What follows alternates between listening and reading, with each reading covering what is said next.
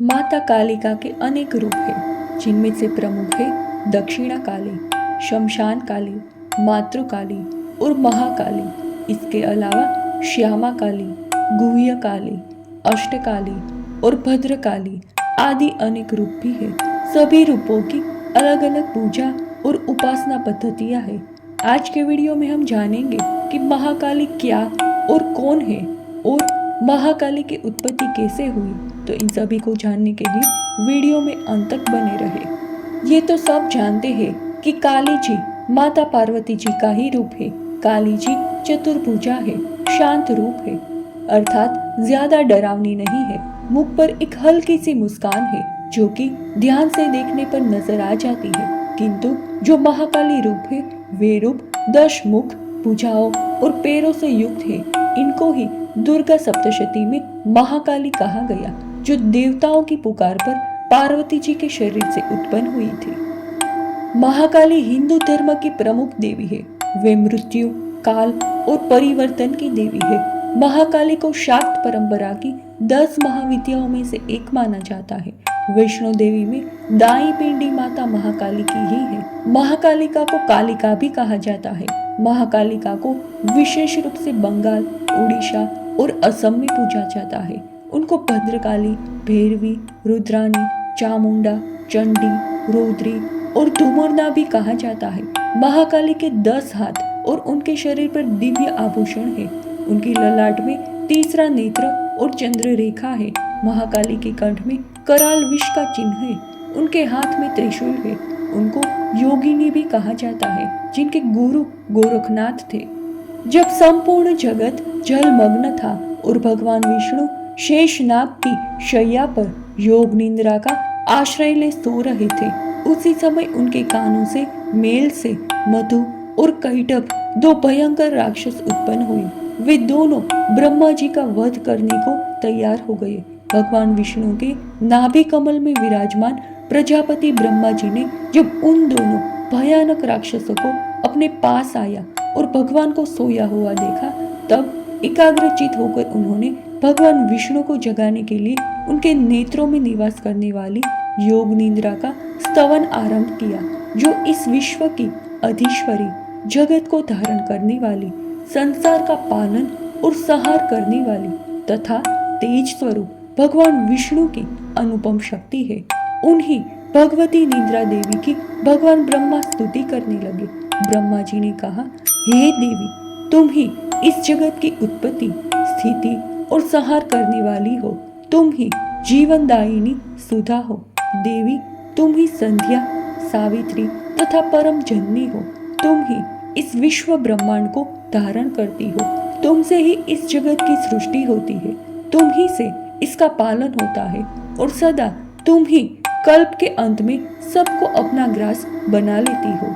हे जगन्मयी देवी, इस जगत की उत्पत्ति के समय तुम सृष्टि रूपा हो, पालन काल में स्थिति रूपा हो तथा कल्पांत के समय संहार रूप धारण करने वाली हो। तुम ही महाविद्या, महामाया, महामेधा, महास्मृति, महामोह रूपा, महादेवी और महासूरी हो। तुम ही तीनों गुणों को उत्पन्न करने वाली सबकी प्रकृति हो। भयंकर काल रात्रि, महारात्रि और मोहरात्रि भी तुम ही हो। तुम ही श्री, तुम ही ईश्वरी, तुम ही ह्रीम और तुम ही बोध स्वरूपा बुद्धि हो। लज्जा, पुष्टि, तुष्टि, शांति और क्षमा भी तुम ही हो। तुम खड्ग धारिणी, शूल धारिणी, घोर रूपा तथा गदा, चक्र, शंख और धनुष धारण करने वाली हो। बाण, भूषुंडी और परिघ ये भी तुम्हारे अस्त्र है। तुम सौम्य और सौम्यतर हो। इतना ही नहीं, जितने भी सौम्य एवं सुंदर पदार्थ है, उन सब की अपेक्षा तुम अत्यधिक सुंदरी हो। पर और ऊपर सबके परे रहने वाली परमेश्वरी तुम ही हो। हे सर्वस्वरूपे देवी, कहीं भी सत असत्रुप जो कुछ वस्तु है और उन सब की जो शक्ति है वे तुम ही हो। ऐसी अवस्था में तुम्हारी स्तुति क्या हो सकती है? जो इस जगत की सृष्टि, पालन और संहार करते हैं, उन भगवान को भी जब तुमने निंद्रा के अधीन कर दिया है, तब तुम्हारी स्तुति करने में यह कौन समर्थ हो सकता है? मुझको भगवान शंकर को तथा भगवान विष्णु को भी तुमने ही शरीर धारण कराया है, अतः तुम्हारी स्तुति करने की शक्ति किसमें है? हे देवी, ये जो दोनों दुर्घर्ष राक्षस मधु और कैटभ है, इनको मोह में डाल दो और जगदीश्वर भगवान विष्णु को शीघ्र ही जगा दो।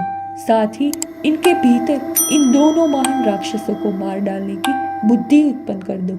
इस प्रकार स्तुति करने पर तमोगुण की अधिष्ठात्री देवी योग निद्रा भगवान के नेत्र, मुख, नासिका, बाहु, हृदय और वक्ष स्थल से निकलकर ब्रह्मा जी के समक्ष उपस्थित हो गई। योग निद्रा से मुक्त होने पर भगवान जनार्दन उस एकांव के जल में शेषनाग की शैया से जाग उठे।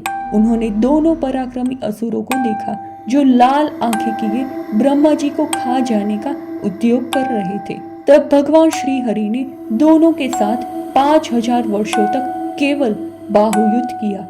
इसके बाद महामाया ने जब दोनों दैत्यों को मोह में डाल दिया तो वे बलोन्मत्त होकर भगवान से ही वर मांगने को कहा। भगवान ने कहा कि यदि मुझ पर प्रसन्न हो तो मेरे हाथों मारे जाओ। राक्षसों ने कहा, जहाँ पृथ्वी जल में डूबी न हो वही हमारा वध करो। तब भगवान ने तथास्तु कहकर दोनों राक्षसों के मस्तकों को अपनी जांघ पर रख दिया तथा चक्र से काट डाला। इस प्रकार देवी महामाया महाकाली ब्रह्मा जी की स्तुति करने पर प्रकट हुई। कमल जन्मा ब्रह्मा जी द्वारा स्तवित महाकाली अपने 10 हाथों में खड्ग, चक्र, गदा, बाण, धनुष, परिघ, शूल, भुशुंडी, मस्तक और शंख धारण करती है। त्रिनेत्रा भगवती के समस्त अंग दिव्य आभूषणों से विशोभित है।